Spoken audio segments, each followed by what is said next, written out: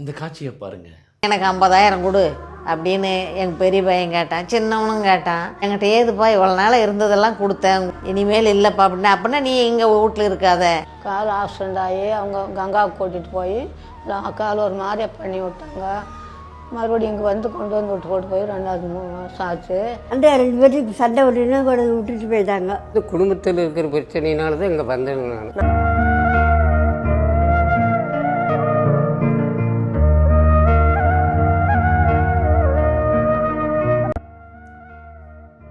உண்மையிலேயே இது பார்த்த உடனே ரொம்ப கஷ்டப்பட்டுங்க.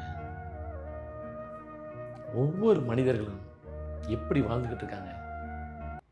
பெத்த பிள்ளைங்க தாய் தகப்பனை இப்படி அனாதையாக விட்டுட்டு நீங்கள்லாம் எப்படி சந்தோஷமாக இருப்பீங்க? இதே மாதிரி உன்னுடைய தாய் நீ குழந்தையாக இருக்கும் பொழுது ஒரு அனாதை விடுதியில் போய் விட்டு வந்தா உனக்கு எப்படி இருக்கு? என்ன செய்வ? இன்னும் முன்ன தருதலையாக வளர்ந்துருப்ப, பாசம் இல்லாமல் வளர்ந்துருப்ப. இது என்ன சொல்றதுன்னு தெரியல.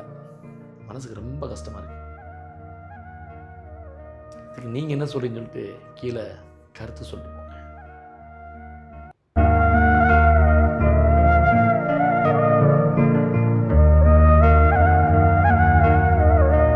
இந்த வாழ்வு என்பது அந்த தெய்வம் தந்தது.